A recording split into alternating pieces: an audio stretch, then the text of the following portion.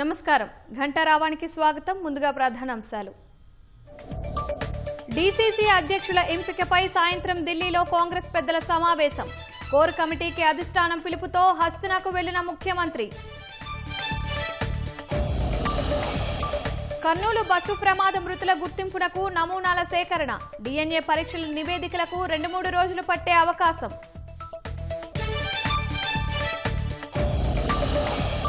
Ham రోడ్ల పేర కుంభకోణానికి తెరలేపారని BRS ఆరోపణ. 8,000 కోట్లు దోచేందుకు కుట్ర జరుగుతోందన్న ప్రశాంత్ రెడ్డి. అమరవీరుల కుటుంబాలకు ₹1 కోటి ఇవ్వాలన్న కవిత.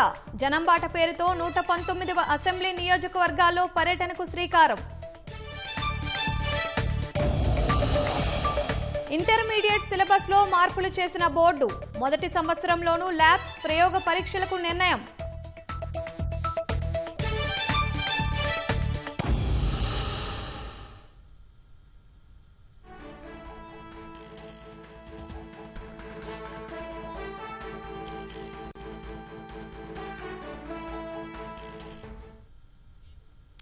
ఫిబ్రవరి 25 నుంచి మార్చి 18 వరకు ఇంటర్ పరీక్షలు నిర్వహించనున్నట్లు బోర్డు ప్రకటించింది.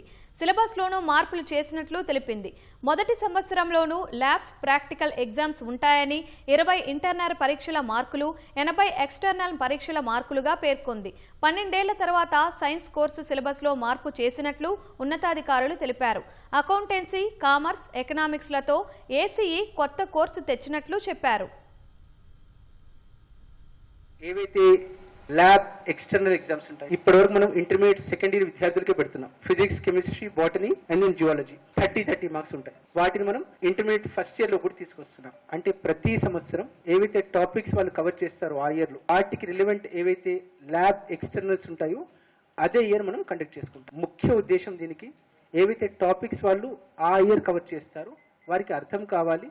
ల్యాబ్ ప్రాక్టికల్స్ చేసినట్టయితే ఎక్స్పీరియన్షియల్ లెర్నింగ్ ఉంటుంది, వారికి ఆ సబ్జెక్ట్ వస్తుందనే ఉద్దేశంతో ఈ మార్పులను బోర్డు తీసుకొస్తుంది. Subject committee experts headed by professors. ఈ సబ్జెక్ట్ కమిటీ ఎక్స్పర్ట్స్లో ప్రొఫెసర్స్తో పాటుగా degree college lecture, junior college lecturers, 10th teachers, అంటే మొత్తం వర్టికల్ మొబిలిటీలో ఉన్న ప్రతి ఒక్క ఫ్యాకల్టీ ఎవరైతే ఉంటారో వారు భాగస్వాములు అవుతారు. వారు కూర్చొని డిస్కస్ చేసుకొని ఏదైతే ఉన్నాయో మనకిచ్చే రిప్రజెంటేషన్స్ని, మనకిచ్చే మినిట్స్ని మనం కంప్లీట్ షేప్లో కన్సాలిడేట్ చేసుకుని రాష్ట్ర ప్రభుత్వానికి అనగా ఎడ్యుకేషన్ మినిస్టర్కి మనం వినియోగిస్తాం. ఈ సిలబస్ రివిజన్ అనేది సైన్సెస్ అంటే maths, physics, chemistry, botany, geology last time మనం రివైజ్ చేసుకుంది 2013-14లో. అంటే సుమారు 12 సంవత్సరాల తర్వాత మనం ఈ ప్రక్రియ మనం మొదలుపెట్టాం. కాంగ్రెస్ అధిష్టానం పిలుపు మేరకు ముఖ్యమంత్రి రేవంత్ రెడ్డి ఢిల్లీకి వెళ్లారు. డీసీసీ అధ్యక్షుల నియామకంపై చర్చించేందుకు ఏఐసీసీ సమావేశం నిర్వహిస్తోంది. ఈ భేటీలో ముఖ్యమంత్రి రేవంత్ రెడ్డితో పాటు కోర్ కమిటీ సభ్యులైన పీసీసీ అధ్యక్షుడు మహేష్ కుమార్ గౌడ్, ఉప ముఖ్యమంత్రి భట్టి విక్రమార్క, మంత్రి ఉత్తమ్ కుమార్ రెడ్డి, రాష్ట్ర కాంగ్రెస్ వ్యవహారాల ఇన్ఛార్జ్ మీనాక్షి నటరాజన్ పాల్గొంటారు. భట్టి విక్రమార్క ఇప్పటికే హస్తిన చేరుకోగా ముఖ్యమంత్రి బయలుదేరి వెళ్లారు. రాష్ట్రంలో 35 మంది జిల్లా పార్టీ అధ్యక్షులను నియమించేందుకు ఏఐసీసీ 22 మంది పరిశీలకుల బృందాన్ని రాష్ట్రానికి పంపించింది. వారు రాష్ట్రమంతా తిరిగి పార్టీ శ్రేణులతో మాట్లాడి జిల్లాకు 3 పేర్ల చొప్పున పంపించారు. ఏఐసీసీ ఆ జాబితాపై చర్చించి డీసీసీ అధ్యక్షుల పేర్లు ఖరారు చేయనుంది. పార్టీ పట్ల విధేయత, సంస్థాగతంగా పార్టీ బలోపేతానికి కృషి చేస్తున్న వారికి అధ్యక్ష పదవులు దక్కే అవకాశం ఉందని కాంగ్రెస్ వర్గాలు చెబుతున్నాయి. రాష్ట్రంలో మరో కుంభకోణానికి సర్కార్ తెరలేపిందని మాజీ మంత్రి వేముల ప్రశాంత్ రెడ్డి ఆరోపించారు.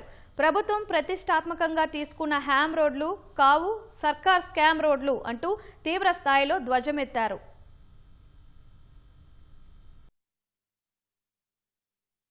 ఇందిరమ్మ రాజ్యంలో రోజుకో అవినీతి, పూటకో కుంభకోణం బయటపడతా ఉన్నాయి. మొన్న ఒక పని టెండర్ విషయంలో 2 మంత్రులు ఎట్లా కొట్లాడుకున్నారు తెలంగాణ రాష్ట్ర ప్రజలు చూసినారు. నిన్నగాక మొన్న ఒక పారిశ్రామికవేత్తను బెదిరించి డబ్బులు వసూలు చేసే వ్యవహారంలో ఒక మంత్రి గారి కుటుంబం ముఖ్యమంత్రి గారి మీద ఏమేమి మాట్లాడినో కూడా మీ మీడియా ద్వారానే చూసినారు.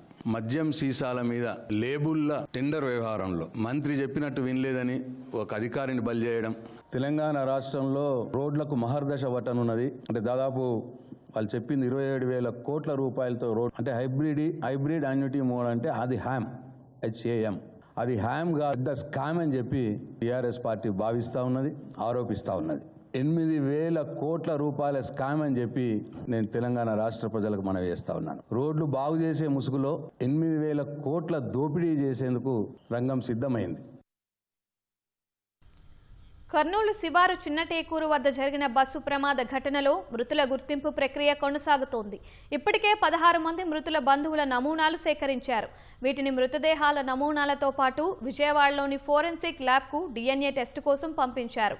మరో 2 బంధువులు నేరుగా విజయవాడ ల్యాబ్కు రానున్నారు. DNA టెస్టులో సరిపోలిన మృతదేహాలను బంధువులకు అప్పగించనున్నారు. ఈ ప్రక్రియను 2-3 రోజుల్లో పూర్తి చేయనున్నట్లు అధికారులు తెలిపారు. క్షతగాత్రులు అందరూ ఆసుపత్రి నుంచి డిశ్చార్జ్ అయ్యారు. మరొకరు మాత్రమే చికిత్స పొందుతున్నారు.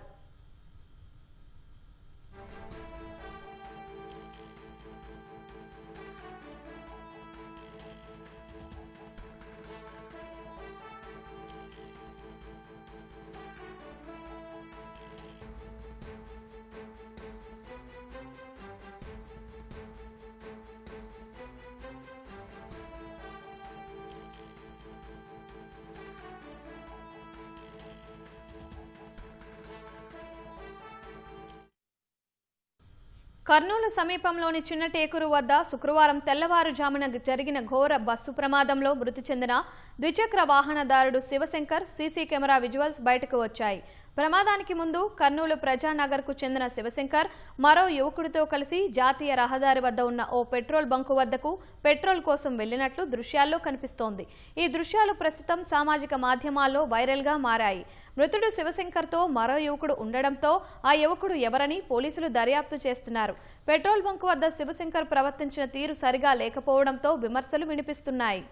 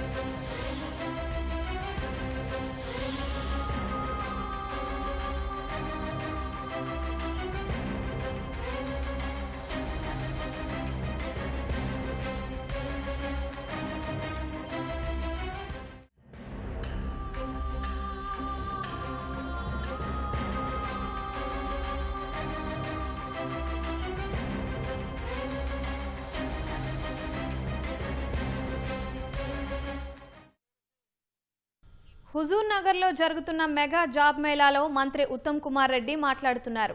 ప్రత్యక్ష ప్రసారం ద్వారా చూద్దాం. 70 నుంచి 75,000 ప్రభుత్వ ఉద్యోగాలు ఇవ్వడం జరిగింది. మీరందరూ గమనించాలి. గత వారంలోనే గౌరవ ముఖ్యమంత్రి రేవంత్ రెడ్డి గారు, గౌరవ ఉప ముఖ్యమంత్రి బట్టి విక్రమార్క గారు అన్ని మంత్రిత్వ శాఖల్లో సుమారు మొత్తం 20 నెలల్లో 70-75,000 ఉద్యోగాలు ఇస్తూ పోయిన వారంలో గ్రూప్ 1, గ్రూప్ 2 ఉద్యోగస్తులకి లైసెన్స్ సర్వేయర్లకు కూడా అపాయింట్మెంట్ లెటర్స్ ఇవ్వడం జరిగింది. అదేవిధంగా ప్రభుత్వ ఉద్యోగాలు ఏర్పాటు చేస్తూ ప్రైవేట్ రంగంలో కూడా ప్రత్యేకంగా గ్రామీణ యువతకి ఉద్యోగ అవకాశాలు కల్పించాలనే ఉద్దేశంతో ఈ మెగా జాబ్ మేళా ఏర్పాటు చేయడం జరిగింది. మరి సూర్యాపేట జిల్లా కలెక్టర్ గారు, సూర్యాపేట జిల్లా ఎస్పీ గారు, జిల్లా అధికారులు, ఇక్కడ హుజూర్ నగర్ కోదాడు ప్రజాప్రతినిధులు, కాంగ్రెస్ నాయకులు చాలా కష్టపడి ఈ జాబ్ మేళా ఏర్పాటు చేసినందుకు వారికి మనస్ఫూర్తిగా నా ధన్యవాదాలు తెలియజేస్తున్నాను. మరి ఈరోజు కొన్ని వేల మంది నిరుద్యోగ యువత ఈరోజు రావడం జరిగింది. ఇంటర్వ్యూలకు వాళ్ళు అపియర్ అవుతున్నారు. తప్పనిసరిగా కొన్ని వేల మందికి ఇక్కడ ఉద్యోగ అవకాశాలు వస్తాయని చెప్పి నా పూర్తి నమ్మకం, విశ్వాసం. ఈ ప్రారంభ కార్యక్రమం తర్వాత ఒక ముఖ్యమైన విజ్ఞప్తి. సరే, నిరుద్యోగ యువతకి, యువతీ యువకులకి అన్ని రకాల సదుపాయాలు కల్పించాం, ఒక వెయిటింగ్ ఏరియా కల్పించాం. సుమారు 50 నుంచి 60 వేల మందికి ఉదయం టిఫిను, మధ్యాహ్నం భోజనాలు, సాయంత్రం టిఫిను, చాయ్ ఏర్పాటు చేశాం.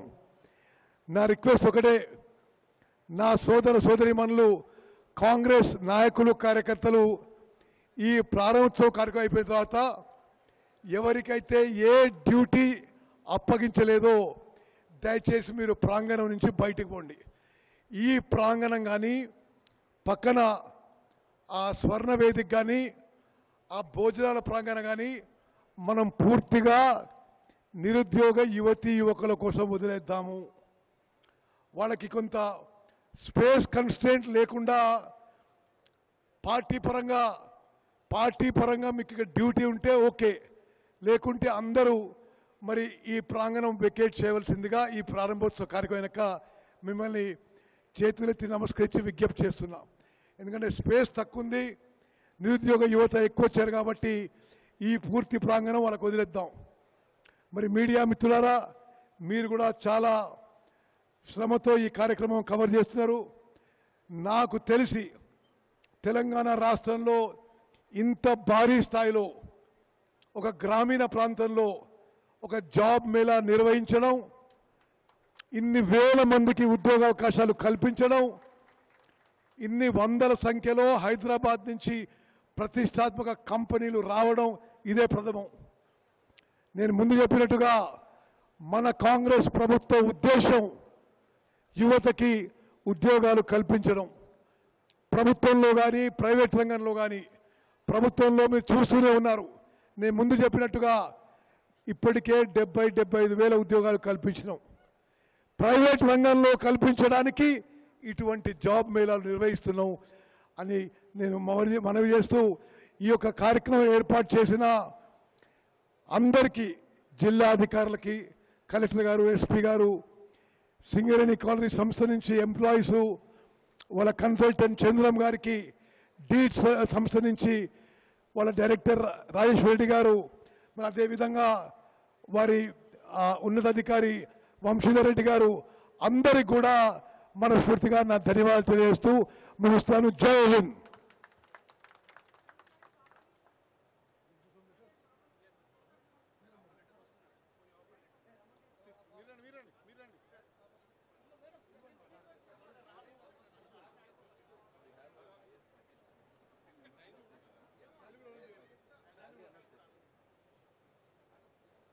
సో ఒక 15 మందిని హైయెస్ట్ ప్యాకేజ్ ఆఫర్ లెటర్ తీసుకున్న విద్యార్థులని ఇప్పుడు ఆఫర్ లెటర్ డిస్ట్రిబ్యూషన్ చేద్దామండి. ఆఫర్ లెటర్స్ ఎక్కడ ఉన్నాయి?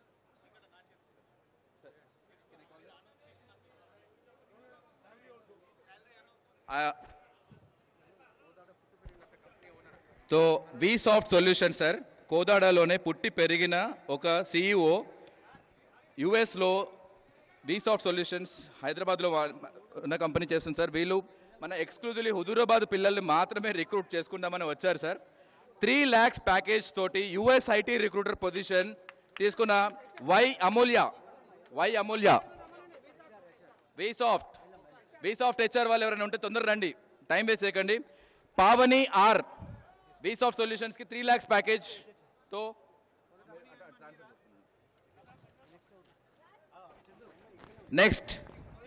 VSoft HR team, please make it fast. Very slowly. Next, Surya Tech Solutions వాళ్ళు ఉన్నారా అండి? Surya Tech Solutions. Surya Tech Solutions. Optical fiber, 15,000 with travel allowance. Sai Charan. Sai Charan garu. Sai Charan. Prakash Ramakrishna, Axis Bank ki select అయ్యారు. Package mention చేయలేదండి. So Axis bank కి select అయ్యారు. Next Vishwarupini Pawan Kalyan Ramakrishna గారు Pawan Kalyan GoFly international కి select అయ్యారు. IT కంపెనీకి G Akanksha ఆఫ్కేట్ company ఆఫ్కేట్ ఐటీ సొల్యూషన్స్ కి జీ ఆకాంక్ష సెలెక్ట్ అయ్యారు. గోఫ్లై ఇంటర్నేషనల్ కంపెనీకి శ్రవణ్ కుమార్ గోఫ్లై ఇంటర్నేషనల్ కి శ్రవణ్ కుమార్ సెలెక్ట్ అయ్యారు. ఆకాంక్ష గోఫ్లై ఇంటర్నేషనల్ కి శ్రవణ్ కుమార్ సెలెక్ట్ అయ్యారు. శ్రవణ్ కుమార్.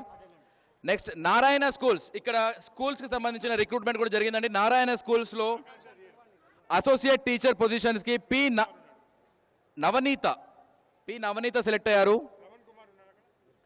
పి నవనీత ఉన్నారు ఇక్కడ రైట్ సైడ్ ఉన్నారు అందరూ. అలా మీరు దారిస్తే వాళ్ళు వస్తారండి. పి నవనీత నారాయణ స్కూల్స్ కి సెలెక్ట్ అయ్యారు.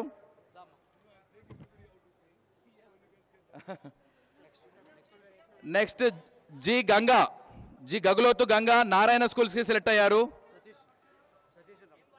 గగులోతు గంగా నారాయణ స్కూల్స్ కి సెలెక్ట్ అయ్యారు.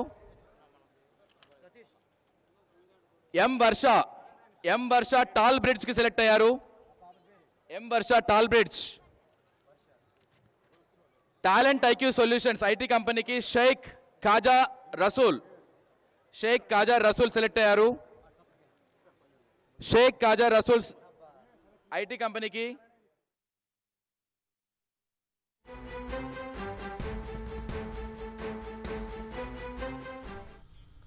మద్యం టెండర్లపై హైకోర్టులో వాదనలు ముగిశాయి. న్యాయస్థానం తీర్పు రిజర్వ్ చేసింది. పూర్తి వివరాలు మా ప్రతినిధి శ్రీకాంత్ను అడిగి తెలుసుకుందాం. శ్రీకాంత్, మద్యం టెండర్ల అంశంలో హైకోర్టు ఏం చెప్పింది? మద్యం దుకాణాల టెండర్లకు సంబంధించి వాస్తవానికి ఆబ్కారీ శాఖ విడుదల చేసిన ఉత్తర్వుల ప్రకారం ఈ నెల 18వ తేదీ వరకు టెండర్లు దాఖలు చేయాల్సి ఉంటుంది. కానీ ఆబ్కారీ శాఖ అనుకున్నన్ని టెండర్లు రాలేదని చెప్పి దాన్ని తిరిగి 23వ తేదీ వరకు కూడా పొడిగించింది. ఈ పొడిగింపును సవాల్ చేస్తూ హైదరాబాద్ చెందిన వెంకటేశ్వరరావుతో పాటు మరో 4 పిటిషన్ దాఖలు చేశారు. ఏంటంటే ప్రభుత్వ నిబంధనలకు విరుద్ధంగా 23వ తేదీ వరకు గడువు పొడిగించింది కాబట్టి 18వ తేదీ తర్వాత దాఖలు చేసిన టెండర్ల కోసం దాఖలు చేసిన పత్రాలన్నింటినీ కూడా పరిగణలోకి తీసుకోవద్దని చెప్పి కూడా పిటిషనర్ తరపు న్యాయవాది కోర్టుకు వాదించారు. దీనికి సంబంధించి కోర్టులో వాదనలు వినిపించారు. ఎందుకంటే దీనికి సంబంధించి ఆయన నిన్న జరిగిన వాదన సందర్భంగా వాదనలు వినిపిస్తూ ఒకసారి నియమాలు పెట్టుకుంటారు. ఆ నియమాలు పెట్టుకుంటారు దాని ప్రకారమే ఫాలో కావాలి, కానీ వాటిని మార్చడం కుదరదని చెప్పి కూడా పిటిషనర్ తరపు న్యాయవాది వాదించారు. ఎందుకంటే ఆటలో కొన్ని నియమాలు ఉంటాయి. ఆట ప్రారంభమైన తర్వాత వాటి నియమాలను మార్చడం కుదరదని చెప్పి కూడా సందర్భంగా ఆయన వాదనలు వినిపించారు. ప్రభుత్వానికి అనుకున్న విధంగా అంటే 1 లక్షం విధించుకుని ఆ ప్రకారం వాళ్ళకు డబ్బులు రాలేదని చెప్పి లేదంటే టెండర్లు రాలేదని చెప్పి తిరిగి వాటిని పొడిగించడం కుదరదని చెప్పి కూడా ఈ సందర్భంగా పిటిషన్ తరపు న్యాయవాది నిన్న వాదన వినిపించారు. అదనపు అడ్వకేట్ జనరల్ ఇమ్రాన్ ఖాన్ నిన్న కూడా ప్రభుత్వం తరఫున వాదనలు వినిపించారు. ప్రభుత్వం తరఫున వాదన సందర్భంలో ఆబ్కారీ శాఖ తరఫున ఆయన ఏమన్నారంటే 18వ తేదీ కొన్ని రాజకీయ కారణాల వల్ల బంద్కు పిలుపునిచ్చారు. బంద్ పిలుపు సందర్భంగా కార్యాలయాలు అన్ని ఎక్కడికక్కడ మూసివేశారు కాబట్టి సరైన విధానంలో ఆ రోజు చివరి రోజు కావడంతో టెండర్లు దాఖలు చేయాలనుకున్న వారు చేయలేకపోయారు. కాబట్టి కొన్ని జిల్లాలలో నుంచి డిప్యూటీ కమిషనర్ ఆబ్కారీ శాఖకు సంబంధించిన డిప్యూటీ కమిషనర్లు వాళ్ళు విజ్ఞప్తి చేయడంతో ఆ విజ్ఞప్తి మేరకు కూడా గడువు పెంచామని చెప్పి కూడా అదనపు అడ్వకేట్ జనరల్ ఇమ్రాన్ ఖాన్ వాదన వినిపించారు. అయితే హైకోర్టు నిన్న జరిగిన వాదన సందర్భంగా ఒక నియమాలు అంటే ఉత్తర్వులు మొదట జారీ చేసిన విధంగా వాటిని ఫాలో కావాల్సి ఉంటది. ఎలా అంటే అలా నియమాలు మార్చుకుంటే పోతే కుదరదని చెప్పి కూడా నిన్న జరిగిన వాదన సందర్భంగా హైకోర్టు ఆదేశించింది. అయితే ఈ రోజు మరోసారి ఈ పిటిషన్ పై వాదన జరిగి ఈ పిటిషన్ పైన వాదన వినిపించిన సందర్భంగా అదనపు అడ్వకేట్ జనరల్ కూడా 18వ తేదీ నుంచి 23వ తేదీ వరకు కేవలం 5,000 కంటే ఎక్కువ దరఖాస్తులు మాత్రమే వచ్చాయి. అంతకంటే ముందే దాదాపు 90,000 వరకు వచ్చాయి. ఈ నెల 18వ తేదీ వరకు అంటే మొదట 18వ తేదీ వరకు గడువు విధించారు. అప్పుడు దాదాపు 89,343 దరఖాస్తులు వచ్చాయి. ఆ తర్వాత గడువు పొడిగించిన తర్వాత కేవలం 5,700 వరకు దరఖాస్తులు మాత్రమే వచ్చాయి. ఆబ్కారీ శాఖ విజ్ఞప్తి మేరకు ఈ విధంగా చేశామని చెప్పి కూడా అదనపు అడ్వకేట్ జనరల్ వాదనలు వినిపిస్తారు. అయితే హైకోర్టు మాత్రం ఇంకా ఏ బేస్ తీసుకుని ఈ విధంగా దరఖాస్తు గడువులు పెంచారని చెప్పడంతో వాతపూర్వక సమాధానం ఇస్తామని చెప్పి కూడా అదనపు అడ్వకేట్ జనరల్ కోర్టుకు తెలిపారు. అయితే హైకోర్టు మాత్రం 27వ తేదీ అంటే వాస్తవానికి 18వ తేదీ దరఖాస్తులు పూర్తవ్వాలి, కానీ 23వ తేదీ వరకు పెంచారు. 23వ తేదీ వరకు దరఖాస్తులు సమర్పించిన తర్వాత టెండర్లు దాఖలు చేసిన తర్వాత 27వ తేదీ ఆ టెండర్లను తెరుస్తారు. అప్పుడు షాపులు కేటాయిస్తారు. ఎవరెవరైతే మద్యం వ్యాపారులు టెండర్ల కోసం దరఖాస్తు చేసుకున్నారు వాళ్ళందరూ దరఖాస్తులు ఎంపిక చేసి అందులో డిప్ సిస్టమ్ ద్వారా తీసి వాళ్ళని అందులో లాటరీ సిస్టమ్ ద్వారా తీసి వాళ్ళకి ఎలిజిబుల్ అంటే ఎంపికైన వారికి మద్యం దుకాణాలు కేటాయిస్తారు. అయితే ఈ రోజు నిన్న 23వ తేదీ గడువు ముగిసింది. 27వ తేదీ అంటే సోమవారం రోజు దాని ఎంపిక ప్రక్రియ ఉంటుంది. ఎంపిక ప్రక్రియ యథావిధిగా నిర్వహించుకోవచ్చు. అయితే హైకోర్టు తుది తీర్పునకు లోబడి మాత్రమే మద్యం దుకాణాలు కేటాయించాలని చెప్పి కూడా హైకోర్టు ఆదేశాలు జారీ చేసింది. దీనికి ఆబ్కారీ శాఖ తరఫున అదనపు అడ్వకేట్ జనరల్ కూడా అంగీకరించారు. అయితే దీనికి సంబంధించి హైకోర్టు తీర్పు రిజర్వ్ చేసింది. లక్ష్మి, ధన్యవాదాలు శ్రీకాంత్.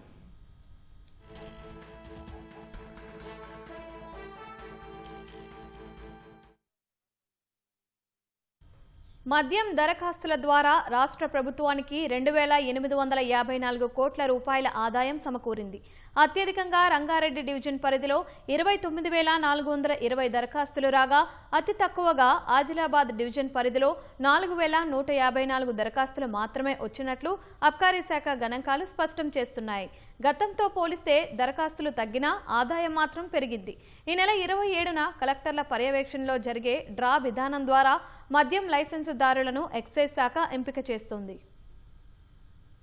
రాష్ట్రంలో మద్యం దుకాణాల కోసం ఆబ్కారీ శాఖ చేపట్టిన దరఖాస్తుల స్వీకరణ ప్రక్రియ ద్వారా పెద్ద మొత్తంలో ఖజానాకు ఆదాయం వచ్చింది. గత నెల 26 నుంచి ఈ నెల 23 వరకు రాష్ట్రంలోని 2,620 మద్యం దుకాణాల కోసం ఎక్సైజ్ శాఖ దరఖాస్తులు స్వీకరించింది. ఒక్కో దరఖాస్తునకు తిరిగి ఇవ్వని రుసుం కింద 3 లక్షలు వసూలు చేసింది. 2023లో 1,32,000 దరఖాస్తుల ద్వారా 2,640 కోట్లు ఆదాయం వచ్చింది. తాజాగా చేపట్టిన ప్రక్రియలో వైన్ షాపులకు 97,137 దరఖాస్తులు వచ్చాయి. దరఖాస్తులు తగ్గినప్పటికీ 3 లక్షల రూపాయలకు ఫీజు పెంచడం వల్ల రాష్ట్ర ఖజానాకు 2,854 కోట్లు ఆదాయం వచ్చినట్లు ఎక్సైజ్ శాఖ గణాంకాలు చెబుతున్నాయి. 2023 కంటే 214 కోట్ల ఆదాయం ఎక్కువగా వచ్చింది.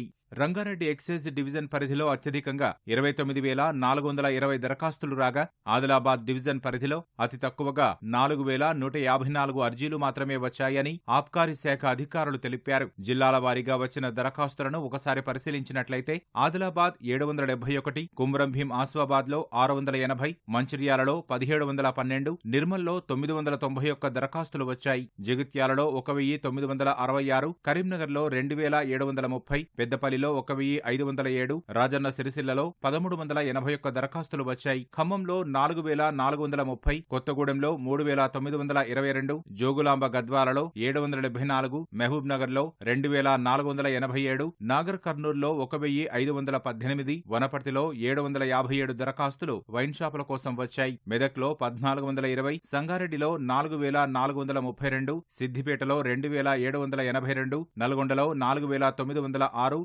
సూర్యాపేటలో 2,771, యాదాద్రి భువనగిరిలో 2,776, కామారెడ్డిలో 1,502, నిజామాబాద్ లో 2,786 దరఖాస్తులు వచ్చాయి. జనగామలో 1,697, జయశంకర్ భూపాలపల్లిలో 1,863, మహబూబాబాద్ లో 1,800, వరంగల్ రూరల్ లో 1,958, వరంగల్ అర్బన్ లో 3,175 దరఖాస్తులు వచ్చాయి. హైదరాబాద్ లో 3,201, సికింద్రాబాద్ లో 3,022, మల్కాజ్గిరిలో 5,168, మేడ్చల్లో 6,063, సరూర్ నగర్ లో 7,845, శంషాబాద్ లో 8,536, వికారాబాద్ లో 1,808 దరఖాస్తులు మద్యం దుకాణాల కోసం వచ్చాయి. మొత్తంగా రాష్ట్ర వ్యాప్తంగా 95,137 దరఖాస్తులు మద్యం దుకాణాల కోసం వచ్చాయి. ఈ నెల 27న ఆయా జిల్లా కలెక్టర్ల పర్యవేక్షణలో జరిగే డ్రా విధానం ద్వారా మద్యం లైసెన్సుదారులను ఎక్సైజ్ శాఖ ఎంపిక చేస్తుంది. ఇందుకు అవసరమైన ఏర్పాట్లు చేయాలని ఎక్సైజ్ శాఖ కమిషనర్ సిహెచ్ హరికిరణ్ అధికారులను ఆదేశించారు. హైదరాబాద్ మూసాపేట పరిధిలోని గూడ్స్ షెడ్ రోడ్డులో అగ్ని ప్రమాదం జరిగింది. ఇండియన్ కంటైనర్స్ కార్పొరేషన్ డిపోలోని గోదాములో రసాయనాలు నిల్వ ఉంచిన విభాగంలో మంటలు చెలరేగాయి.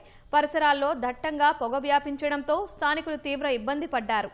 అగ్నిమాపక సిబ్బంది ఘటనా స్థలికి చేరుకొని మంటల అదుపులోకి తెచ్చారు.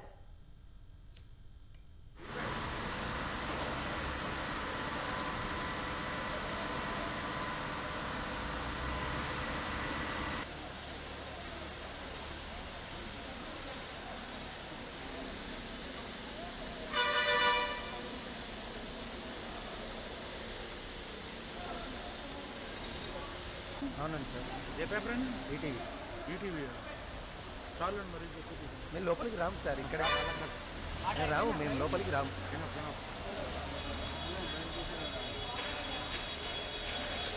కొంచెం ఒక మినిట్ బయట నుంచి కూడా తీసుకుంటాం. ఫైర్ అయితే కంట్రోల్ అయ్యి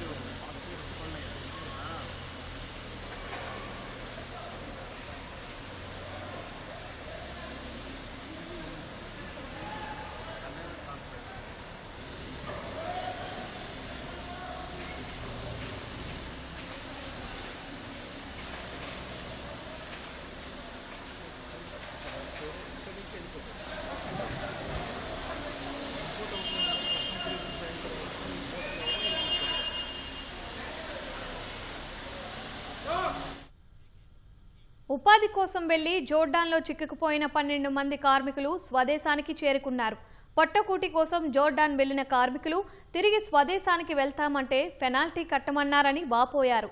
జరిమానా కట్టలేక సమస్యను జోర్డాన్ ఇండియన్ ఎంబసీ దృష్టికి తీసుకెళ్లినా పట్టించుకోలేదని తెలిపారు. మాజీ మంత్రి హరీష్ రావు దృష్టికి తీసుకురాగా వెంటనే పెనాల్టీతో పాటు విమాన ఖర్చులను సైతం చెల్లించి 12 మందిని సురక్షితంగా హైదరాబాద్కు తీసుకొచ్చారు. జోర్డాన్ నుంచి తమను క్షేమంగా స్వదేశానికి తీసుకొచ్చిన హరీష్ రావుకి కార్మికులు కృతజ్ఞతలు తెలిపారు. కేసీఆర్ ఆదేశాల మేరకు కార్మికులను తీసుకొచ్చేందుకు చర్యలు తీసుకున్నామని హరీష్ రావు వివరించారు. సమస్యను కేంద్ర రాష్ట్ర ప్రభుత్వాల దృష్టికి తీసుకెళ్లినా స్పందించకపోవడంపై మండిపడ్డారు. తెలంగాణ రాష్ట్రం నుంచి చాలా మంది బతుకుదెరువు కోసం, అప్పులు తీర్చడం కోసం మరి గల్ఫ్ దేశాలకు వెళ్లి అక్కడ చాలా మంది బతుకులు ఆగమైతా ఉన్నాయి. కామారెడ్డి, నిర్మల్, నిజామాబాద్, కరీంనగర్ తదితర జిల్లాల నుంచి మరి వెళ్లి అక్కడ ఎంతో ఇబ్బందులు పడుతూ రకరకాల వ్యాధులతో సతమతమవుతూ రాష్ట్ర ప్రభుత్వానికి, కేంద్ర ప్రభుత్వానికి ఎన్నిసార్లు మొరబెట్టుకున్నా 2 ప్రభుత్వాలు కూడా స్పందించలేదు. కానీ ఈ రోజు బీఆర్ఎస్ పార్టీ తరఫున జోర్డాన్ లో చిక్కుకున్న ఈ 12 మంది తమ్ముళ్లను ఈ రోజు పెనాల్టీ కట్టి తిరిగి స్వదేశానికి తీసుకురావడం జరిగింది. ఇంకా వందలాది వేలాది మంది యువకులు వివిధ దేశాల్లో ఇలా అనేక ఇబ్బందుల్లో కొట్టుమిట్టాడుతా ఉన్నారు. రాష్ట్ర ప్రభుత్వము, ఇటు కేంద్ర ప్రభుత్వం స్పందించి తెలంగాణ బిడ్డలను తిరిగి స్వదేశానికి తీసుకొచ్చేటువంటి బాధ్యతను, చర్యలు తక్షణమే తీసుకోవాలని చెప్పి నేను రాష్ట్ర, కేంద్ర ప్రభుత్వాలను డిమాండ్ చేస్తా ఉన్నా.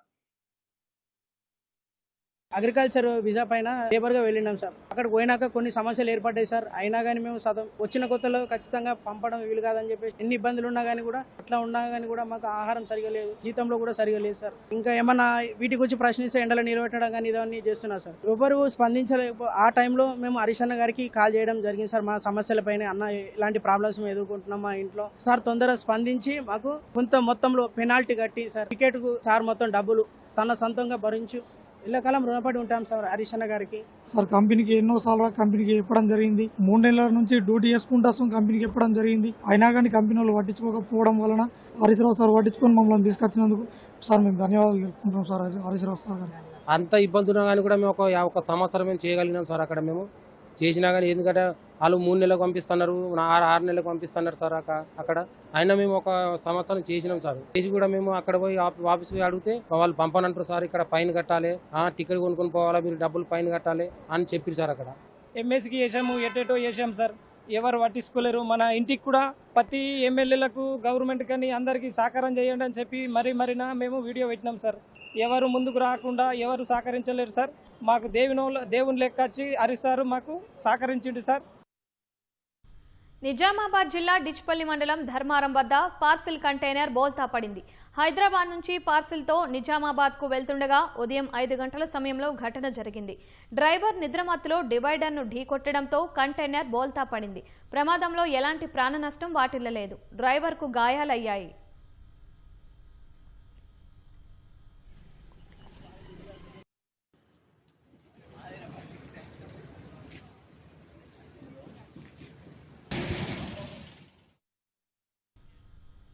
ములుగు జిల్లా కన్నాయిగూడెం గుత్తికోయగూడెంలో సరైన రోడ్డు మార్గం లేక పురిటి నొప్పులతో బాధపడుతున్న మహిళను మంచంపై ఆసుపత్రికి తరలించారు.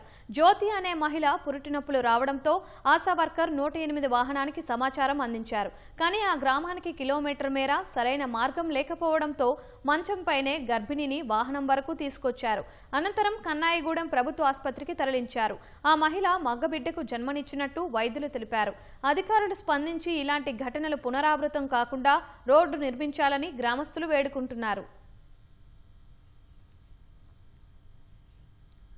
ఉత్తర తెలంగాణ వరప్రదాయిని శ్రీరామసాగర్ పరివాహక భూములు ఆక్రమణకు గురవుతున్నాయి. పలుకుబడే పెట్టుబడిగా రికార్డులను తారుమారు చేసి యథేచ్ఛగా పట్టాలు చేసుకుంటున్నారు.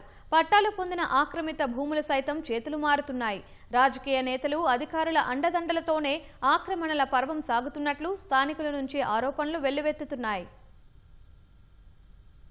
నిజామాబాద్ జిల్లాలోని శ్రీరామ్ సాగర్ ప్రాజెక్టు భూములు ఆక్రమణకు గురవుతున్నాయి. గతంలో ఈ జలాశయం ఏర్పాటుకు 88,807 ఎకరాలు సేకరించారు. మొదట్లో ప్రాజెక్టు నీటి నిల్వ సామర్థ్యం 90 టీఎంసీలు కాగా 100 గ్రామాలు ముంపు బారిన పడ్డాయి. సేకరించిన భూముల్లో 86,528 ఎకరాలను ప్రాజెక్టు పేరు మీదకు మార్చారు. మరో 2,279 ఎకరాలు ఇంకా రైతుల పేర్ల మీదే ఉన్నాయి. ఆయా రికార్డులను జలాశయం పేరు మీదకు మార్చడానికి అధికారులు ప్రయత్నాలు చేస్తున్నారు. ఈ క్రమంలోనే ప్రాజెక్టు భూముల్ని ఆక్రమించి కొందరు అక్రమంగా పట్టాలు పొందుతున్నారు. ప్రధానంగా నందిపేట, బాల్కొండ, ఆర్మూర్, ఆలూర్, డొంకేశ్వర్ పరివాహక ప్రాంతాల్లో భూములు ఆక్రమణకు గురవుతున్నాయి. రికార్డులను తారుమారు చేసి అధికారుల అండదండలతో భూ బకాసురులు పట్టాలు చేసుకుంటున్నారు. గతంలో సర్వే చేయించగా సుమారు 5-6 ఎకరాల భూములకు అక్రమంగా పట్టాలున్నట్లు తేలింది. కబ్జాలపై ఎలాంటి చర్యలు లేకపోవడంతో పట్టాలు పొందిన భూములు చేతులు మారుతున్నాయి. ఇంత జరుగుతున్నా అధికారులు చూసి చూడనట్లుగా వ్యవహరిస్తున్నారని స్థానికులు ఆరోపిస్తున్నారు. ఎస్ఆర్ఎస్పీ పరివాహక ప్రాంతాలపై దృష్టి సారించి ఆక్రమణకు గురైన భూములను తిరిగి స్వాధీనం చేసుకోవాలని కోరుతున్నారు. ప్రభుత్వం డబ్బులు చెల్లించిన తర్వాత కూడా తిరిగి ఈరోజు అధికారులకి మెప్పుగా ఈరోజు వాళ్ళకి కుక్కకు బొక్కేసినట్టుగా ఈరోజు మన డబ్బులు ఇచ్చి మరి పట్టా చేసుకొని ఈరోజు దర్జాగా సాగు చేసుకుంటున్న పరిస్థితి ఉంది. ప్రభుత్వం ఇటువంటి భూములు ఏవైతే ఉన్నాయో వాటన్నింటినీ కూడా స్వాధీనం చేసుకొని సర్వే చేసి ఆ పట్టా చేసుకున్నటువంటి వారిపైన చర్యలు తీసుకొని ఆ భూమిని అంతా కూడా ప్రభుత్వం ఆధీనం ఉండాలి. శ్రీరామ్ సాగర్ ప్రాజెక్టు ఆధీనంలో ఉండాల్సిన అవసరం ఉంది. శ్రీరామ్ సాగర్ రైతుల కష్టకాలాన్ని మనం అధిగమించాలంటే ప్రత్యేకమైన దృష్టి ఉంచాలి. అధికారుల అవినీతితో భూ ఆక్రమణలు జరుగుతున్న ఆ విషయాలన్నిటిపైన సమగ్ర విచారణ జరపాలి. శ్రీరామ్ సాగర్ యొక్క టీఎంసీ పెంపకాన్ని పూర్వస్థితికి తీసుకురావడానికి అధికారులంతా కూడా కృషి చేయాలని చెప్పేసి మేము భావిస్తూ ఉన్నాం. శ్రీరామ్ సాగర్ ప్రాజెక్ట్ కెపాసిటీ రోజు రోజుకు తగ్గుతూ రైతాంగాన్ని ఆందోళనకు గురి చేస్తున్నటువంటి పరిస్థితి వస్తుంది. పాత రికార్డునంతా తీసుకొచ్చి మొత్తం ఆ భూములన్నిట్లను స్వాధీనం చేసుకొని భవిష్యత్తులో పూడిక కాకుండా ఆ భూములకి ఎవరు వచ్చి వ్యవసాయం చేయకుండా కాపాడాల్సినటువంటి బాధ్యత ప్రభుత్వాల మీద ఉంది, అధికారుల మీద ఉంది. అక్కడ ఉన్నటువంటి పశు సంతతిని అభివృద్ధి కాకుండా ఆటంకపరచడం జరుగుతుంది. ప్రభుత్వం వాటిని స్వాధీనం చేసుకున్నట్లయితే అక్కడ పశు సంతతి డెవలప్ అవుతుంది. కలెక్టర్ గారే సందర్శించి అక్కడ గాదెపల్లి ప్రాంతాన్ని పరిశీలించి ఇది పర్యాటక కేంద్రం చేద్దామనేది ఆలోచనతో కూడా అప్పుడు వార్తల్లో రావడం జరిగింది. అది ఎందుకు ఆపేసిరో అక్కడ రోడ్లు కూడా వేయడం జరిగింది. అక్కడ ఎన్నో రకాలైనటువంటి పశు పక్షాదులు కూడా చాలా చూడ అందంగా ఉండే అట్లాంటివి లేకుండా కనుమరుగైపోతున్నాయి. రాజకీయ నేతల అండదండలతోనే అక్రమార్కులు కబ్జాలకు పాల్పడుతున్నారని అధికారులు చెబుతున్నారు. జలాశయ సరిహద్దు కంచె ఏర్పాటు చేసి ఆక్రమణకు అడ్డుకట్ట వేయడం సహా రికార్డులను పూర్తి స్థాయిలో ప్రాజెక్టు పేరు మీద మార్చుతున్నామని అధికారులు చెబుతున్నారు. ఎవరైతే మళ్ళీ ల్యాండ్ ఎక్విజిషన్ పేమెంట్ తీసుకొని కూడా మళ్ళీ ఆస్తి చేస్తున్నారో వారికి కూడా మేము నోటీసులు ఇవ్వడం జరిగినది.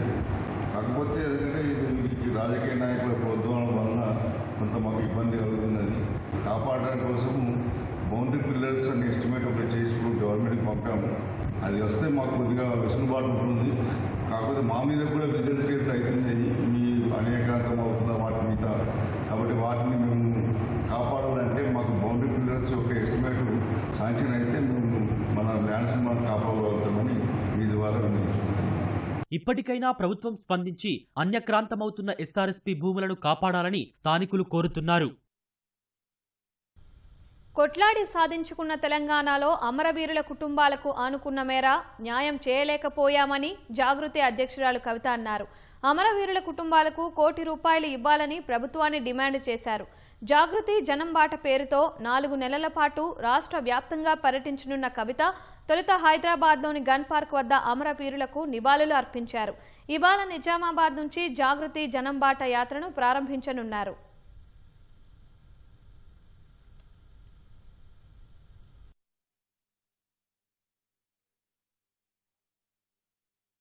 నేను మనస్ఫూర్తిగా అమరవీరుల కుటుంబ సభ్యులకు, అమరవీరులకు, తెలంగాణ ఉద్యమకారులకు చేతులెత్తి నమస్కరించి క్షమాపణ కోరుతా ఉన్నా. ఎందుకోసమంటే ఆనాడు నేను మీకోసం కొట్లాడినా కానీ ఇంకా గట్టిగా కొట్లాడేది ఉంటుంది, సాధించుకునే వరకు మీకోసం కొట్లాడేది. ఇవాళ ఇక్కడ ఈ పవిత్రమైనటువంటి గడ్డ సాక్షిగా, ఈ అమరవీరుల స్తూపం సాక్షిగా నేను ప్రమాణం చేస్తూ ఉన్నాను. ప్రతి అమరవీరుల కుటుంబాలకి 1200 మంది కుటుంబానికి ₹1 కోటి ఇవ్వాలని ఈ ప్రభుత్వాన్ని నేను డిమాండ్ చేస్తూ ఉన్నాను. ప్రతి అమరవీరుల కుటుంబానికి ₹1 కోటి ఈ ప్రభుత్వం నుండన్నా ఇప్పిస్తాం, లేకపోతే ఈ ప్రభుత్వం మార్చి వచ్చే ప్రభుత్వంతోనైనా ఇప్పిస్తామని ఈ సందర్భంగా నేను అమరవీరుల కుటుంబాలకు వారి యొక్క పాదాల సాక్షిగా మీకు తెలియజేస్తా ఉన్నాను. రాష్ట్రంలో 2-3 రోజులుగా కురుస్తున్న వర్షానికి అన్నదాతలు కుదేలవుతున్నారు. 6 గాలం కష్టించి పండించిన పంట నీటిపాలవుతోందని ఆవేదన చెందుతున్నారు. కల్లాల్లో, మార్కెట్ యార్డుల్లో కళ్ల ముందే పంట కొట్టుకుపోతుంటే ప్రాణం తరుక్కుపోతోందని కన్నీరు పెట్టుకుంటున్నారు. ప్రభుత్వం కొనుగోళ్లను వేగవంతం చేయాలని వేడుకుంటున్నారు. పండించిన పంటను విక్రయిద్దామనుకునే సమయంలో వర్షాల రూపంలో రైతులు కష్టాలు ఎదుర్కొంటున్నారు.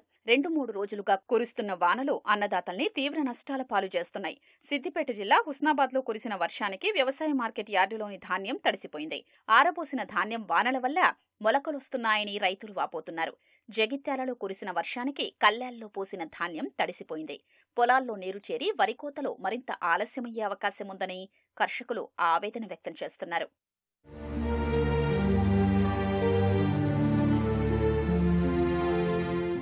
మొత్తం వరదలు అయినాయి, అన్ని వడ్లన్నీ నాని మొలకలు వచ్చినాయి. ఇక మాకు ఏం చేస్తారో న్యాయము ఏందో నేర్పి మేము అట్లా ఈ సగం నేర్పే వరకే మళ్ళా వానొత్తాలి. ఈ సగం నాన్నే మళ్ళీ ఈ వెండులేదా ఇలా తీసి తరల పోసినావా, తరల పోసి మళ్ళీ దగ్గర అందామన్న వరకే మళ్ళా వాన మళ్ళీ ఇదే పని మాకు వారం రోజులు ఇదే పని అయితే ఎట్లా.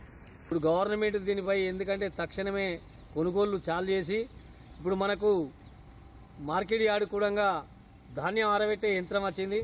దాని ద్వారా కూడా ఇప్పుడు దానిలో ఒక 10 లీటర్లు 20 లీటర్లు గంటకు 10 లీటర్లు కాలుతా అంటారు.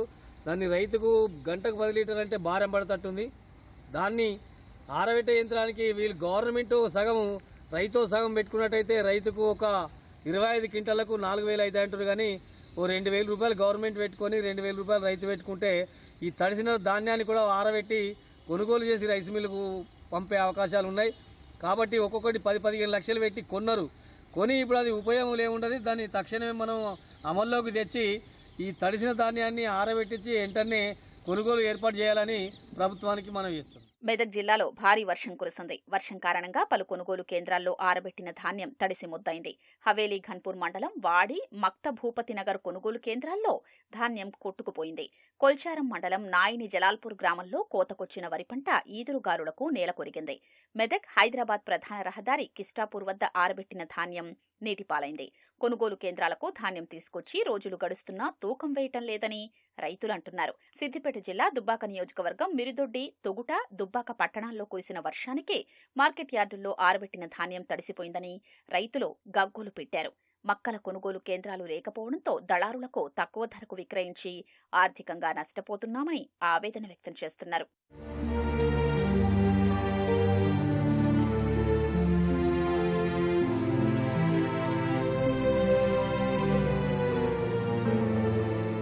ఇక్కడ అడ్లు పోసి 3 డేస్ అవుతుంది.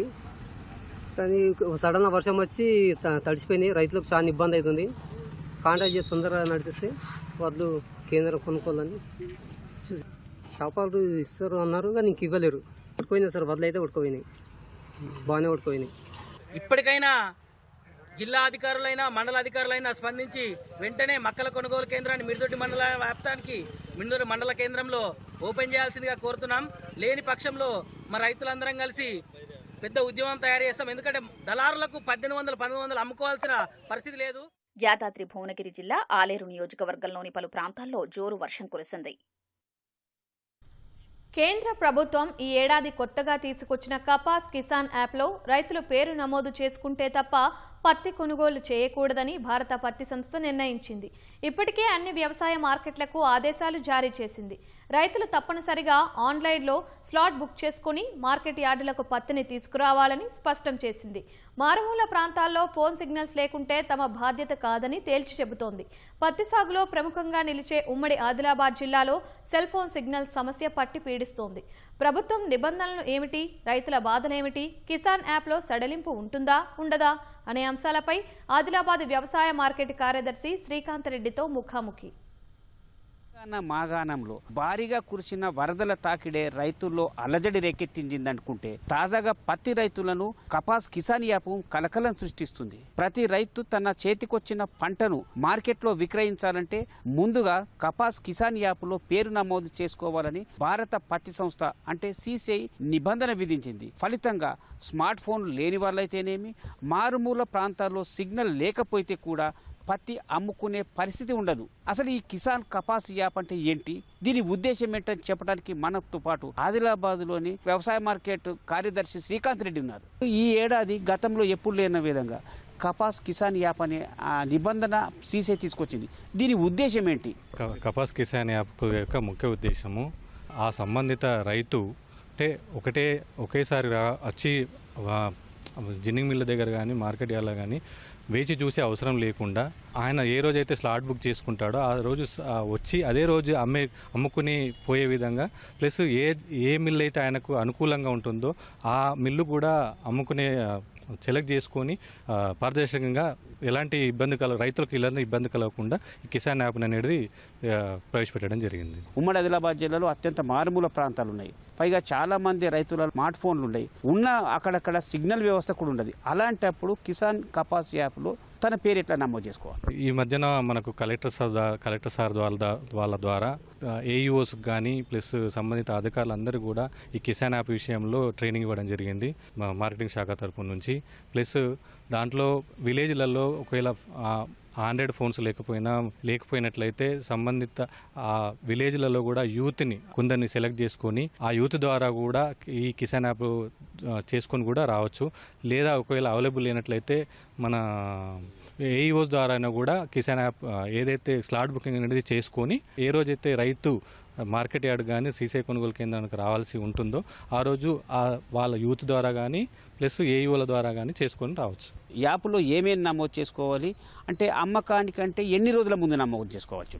ఖచ్చితంగా రైతు స్లాట్ బుకింగ్ చేసుకునేటప్పుడు ఆయనకు సంబంధించినటువంటి ఫోన్ ద్వారా సంబంధిత రైతు ఫోన్ నెంబర్ ఎంటర్ చేసి ఓటీపీ చెప్పగానే అట్టి బార్కోడ్ వస్తుంది. ఆ బార్కోడ్ తోటి స్లాట్ బుక్ చేసుకునేటప్పుడు మార్కెట్ పేరు ప్లస్ జిన్నింగ్ మిల్ పేరు ఎంత సరాసరి ఆ రోజు ఎంతైతే అమ్ముకుంటున్నాడో ఎంతైతే అమ్ముకోవాల్సి ఉంటుందో అమ్ముకోవాల్సినటువంటి సరాసరి ఎంట్రీ చేసి కన్ఫర్మ్ చేసుకొని ఏ రోజైతే రైతు వస్తున్నాడో ఆ సేమ్ డే నాడు కొనుగోలు కేంద్రాలకు రావచ్చు. ఒక రకంగా చెప్పాలంటే భూముల క్రయ విక్రయాలు జరిపేటప్పుడు రిజిస్ట్రేషన్ల కోసం మనము స్లాట్ బుకింగ్ చేసుకునేట్టుగా ఈ విధానం ఉంది. అంటే ఇప్పుడు ఈ విధానంలో ప్రధాన పాత్ర సిసిఐదియా లేదా మార్కెటింగ్ శాఖదా? ఏ శాఖ పాత్ర ఏమిటి? కపాస్ కిసాన్ అనేది సిసిఐ ద్వారా ఏర్పాటు చేయడం జరిగింది.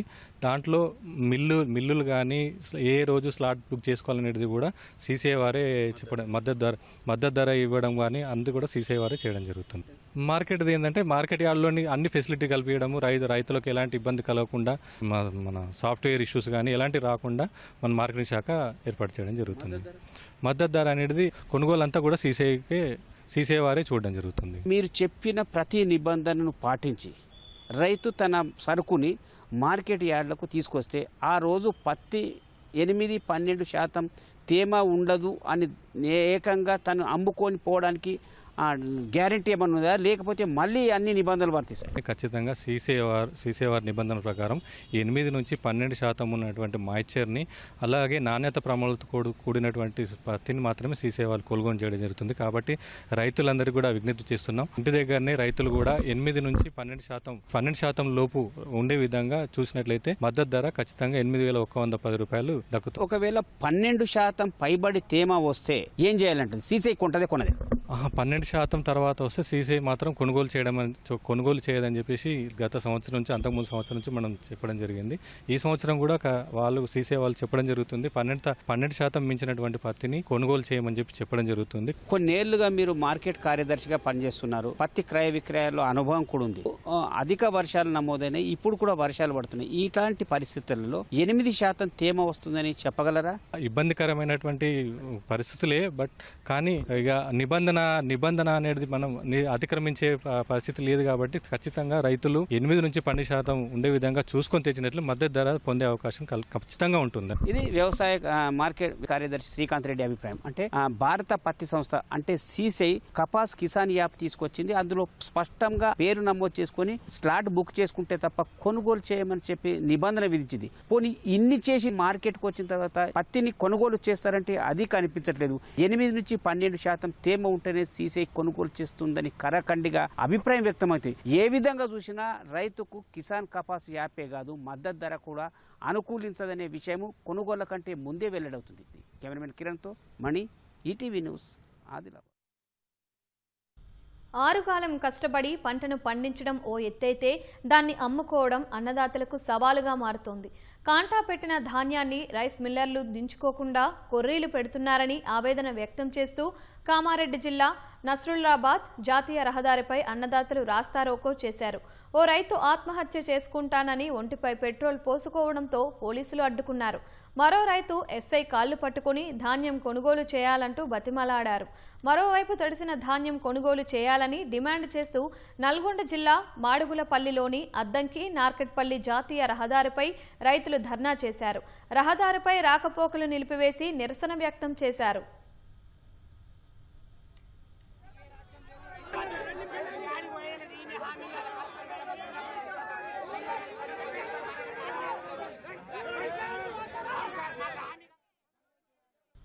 ఖమ్మం జిల్లా పెనుబల్లి టేకులపల్లిలో అమ్మ ఆదర్శ పాఠశాలకు చెందిన బాలికల వసతి గృహంలో విద్యార్థులు సమస్యలతో సహజీవనం చేస్తున్నారు. వసతి గృహంలో 100 మంది బాలికలకు ఒకే మరుగుదొడ్డి వినియోగించాల్సిన దుస్థితి నెలకొందని విద్యార్థులు వాపోతున్నారు. మిగిలిన మరుగుదొడ్ల పరిస్థితి అధ్వానంగా ఉందని, వాటిని శుభ్రం చేయాలంటే తమ వద్ద నుంచే డబ్బులు వసూలు చేస్తున్నారని ఆవేదన వ్యక్తం చేస్తున్నారు. భవనం స్లాబ్ పైకప్పు పెచ్చులు ఊడిపడి గాయాల పాలవుతున్నారని విద్యార్థులు తెలిపారు. వసతి గృహాన్ని జీసీడీఓ తులసి సహా తహసీల్దార్, ఎంఈఓ సందర్శించారు. సమస్యలపై సబ్ కలెక్టర్కు నివేదిక అందజేస్తామని తెలిపారు.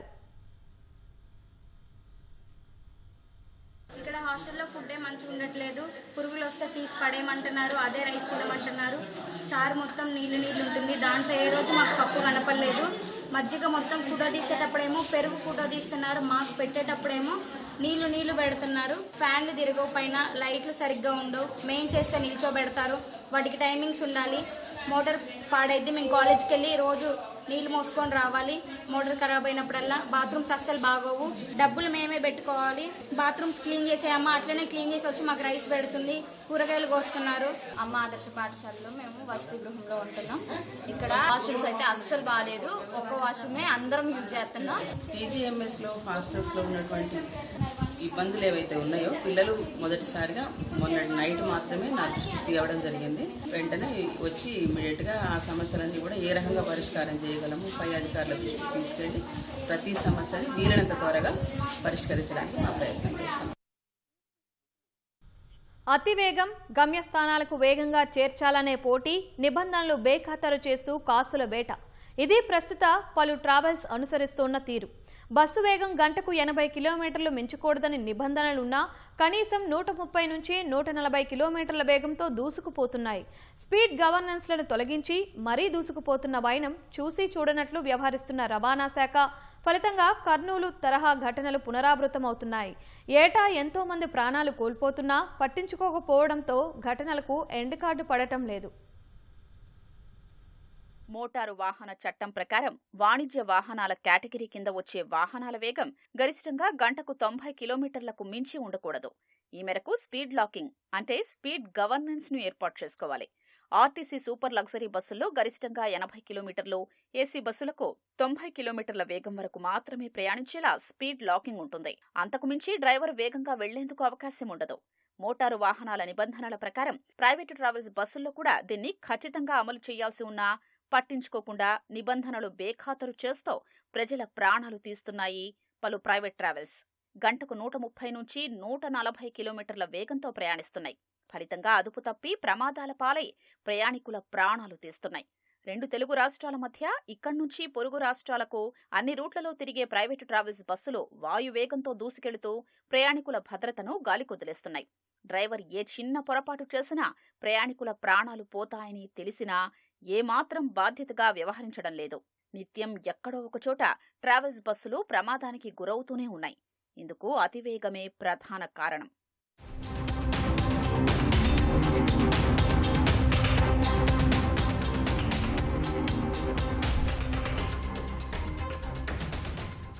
కొంతకాలంగా వస్తున్న కొత్త బస్సులో ఆయా కంపెనీలే స్పీడ్ లాకింగ్ ఉండేలా చూస్తున్నాయి. ప్రైవేట్ ట్రావెల్స్ నిర్వాహకులు ఈ స్పీడ్ లాకింగ్ ను తొలగించి బస్సులు వేగంగా దూసుకెళ్లేలా ప్రోత్సహిస్తున్నారు. ఫిట్నెస్ పరీక్షలకు రవాణా శాఖ కార్యాలయానికి ఆ బస్సును తీసుకెళ్లినప్పుడు మాత్రం స్పీడ్ లాక్ ను అమర్చి ఎఫ్సీ పొందుతారు. ఆ తర్వాత మళ్లీ వాటిని తొలగిస్తున్నారు. సాధారణంగా గంటకు 90 నుంచి 100 కిలోమీటర్ల వేగం దాటితే బస్సు ఏమాత్రం డ్రైవర్ నియంత్రణలో ఉండదు. గంటకు 130 నుంచి 140 కిలోమీటర్ల వేగంతో బస్సు వెళుతున్నప్పుడు రోడ్డుపై దూరంగా ఏదైనా వాహనం నిలిచిపోయినా దగ్గరకు వెళ్లే వరకు తెలియదు. ఇంతలో బస్సు కంట్రోల్ తప్పి ఢీకొడుతుంది. ఎవరైనా ఆకస్మికంగా రోడ్డుపైకొచ్చినా తప్పించే పరిస్థితి ఉండదు. కర్నూలు ఘటనలోనూ ఇదే తరహా జరిగినట్లు అధికారులు అనుమానిస్తున్నారు. గత 3 ఏళ్లలో ఏపీలో ప్రైవేటు బస్సులకు ప్రమాదాలు జరిగి వందల సంఖ్యలో మరణించారు. 2022లో 336 ప్రమాదాలు జరగ్గా 179 మంది చనిపోయారు. 2023లో 318 ప్రమాదాల్లో 161, 2024లో 402 ప్రమాదాలు జరగ్గా 202 మంది చనిపోయారు. మన రోడ్స్ మీద ఒక ఇంటెలిజెంట్ ట్రాన్స్పోర్ట్ ట్రాకింగ్ సిస్టమ్ లేదు. మనకున్న నైట్ విజన్ కెమెరాస్ తోటి high resolution cameras 100 metres 200 metres resolution cameras ఉన్నప్పుడు ప్రతి స్ట్రీట్ పోల్కి 100 మీటర్స్కి ఒక కెమెరా సిస్టమ్ పెట్టుకొని ఇక బస్ బిహేవియర్ ఎలా విధంగా ఉంది, పోటాపోటీని వెళ్తున్నారా, హై స్పీడ్ వెళ్తున్నారా, తగ్గించాల్సిన చోట తగ్గించకుండా ఓవర్ స్పీడ్కి వెళ్తున్నారా, ఇల్లీగల్ స్టాపేజెస్ ఉంటున్నాయా, ఇవన్నీ ట్రాక్ చేసే వ్యవస్థ మనకు కావాలా. మా ఖర్చు అయితే 10,000 కూడా కాదండి. ఒక 100 మీటర్స్ 200 మీటర్స్కి అటువంటి వ్యవస్థ పెట్టుకున్న రోజున డ్రైవర్ యొక్క సైకాలజీ బిహేవియర్ ప్యాటర్న్ ట్రాక్ చేసిన రోజున ప్రతి ఒక్కరు ప్రాపర్గా డ్రైవింగ్ చేస్తారని నా ఉద్దేశము. ఇక్కడ సిటీలో ఉండే కంజెషన్ని, సిటీలో ఉండే డిలేని బేస్ పెట్టుకొని ఒక హై స్పీడ్గా వెళ్తున్నాడు అంటే ఖచ్చితంగా వెహికల్ని మనం ట్రాక్ చేసే వ్యవస్థ మనకు ఉండాలా. వెహికల్ యొక్క behavioural patterns both physical and psychological which is footprinting by the driver should be properly tracked అండి. అది ఖచ్చితంగా ఇది వాస్తవము. హై స్పీడ్ కారిడార్స్ మీద ఇష్టం వచ్చిన స్పీడ్స్ వెళ్ళడం ద్వారా అంటే మనకి 80 km/h వెళ్ళాల్సింది 120, 180, 160 కిలోమీటర్స్ వెళ్తున్నారంటే ఆ వెహికల్స్ మనం ట్రాక్ చేయడం లేదు. నిరంతరం రోడ్లపై ఉంటూ తనిఖీలు చేస్తూ వాయువేగంతో దూసుకుపోయే వాహనాల్ని పట్టుకోవలసిన రవాణా శాఖ నిర్లక్ష్యంగా వ్యవహరిస్తోందనే ఆరోపణలు సర్వత్రా వినిపిస్తున్నాయి. ప్రయాణికుల ప్రాణాలతో చెలగాటమాడుతున్న ప్రైవేటు ట్రావెల్స్ విషయంలో రవాణా శాఖ చూసి చూడనట్లుగా వ్యవహరిస్తోంది. రాత్రి వేళల్లో హైవేలపై ఎంత వేగంతో ఈ బస్సులు ప్రయాణిస్తున్నాయనేది పట్టించుకోవటం లేదు. నిబంధనలకు మించి అతివేగంతో వెళ్లే బస్సులకు 2,000 జరిమానా విధించడంతో పాటు డ్రైవర్ లైసెన్స్ ను సస్పెండ్ చేయొచ్చు. ఇందుకు స్పీడ్ గన్స్ ద్వారా ఆయా బస్సుల వేగాన్ని గుర్తించాల్సి ఉంటుంది. అయితే రవాణా శాఖ వద్ద జిల్లాకు 1 చొప్పున మాత్రమే స్పీడ్ గన్స్ ఉన్నాయి. వీటిలో సగం కూడా పనిచేయటం లేదు. దీంతో చూసి చూడనట్లు వ్యవహరిస్తున్నారనే ఆరోపణలొస్తున్నాయి. ఇప్పటికైనా ఈ తరహా వ్యవహారాలకు చెక్ పెట్టేలా చర్యలు తీసుకోవాల్సిన అవసరం ఉంది. మలేసియా రాజధాని కౌలాలంపూర్ వేదికగా అమెరికా చైనా మధ్య వాణిజ్య చర్చలు ప్రారంభమయ్యాయి. ఈ ఏడాది ప్రథమార్థంలో ఇరు దేశాల అధ్యక్షులు ఫోన్లో చర్చించుకున్న కీలక అంశాలపై సంప్రదింపులు జరుగుతున్నాయని చైనా వాణిజ్య శాఖ అధికార ప్రతినిధి తెలిపారు. చైనా బృందానికి వైస్ ప్రీమియర్ హే లిఫింగ్ నేతృత్వం వహిస్తున్నారు. అరుదైన ఖనిజాల ఎగుమతులపై చైనా ఆంక్షలు విధించడంతో ఆ దేశ ఉత్పత్తులపై నవంబర్ నుంచి 100% సుంకాలను అమలు చేస్తానని అమెరికా అధ్యక్షుడు డొనాల్డ్ ట్రంప్ హెచ్చరించారు. ఈ నేపథ్యంలో ఇరు దేశాలు వాణిజ్య చర్చలు జరుపుతుండడం ప్రాధాన్యం సంతరించుకుంది.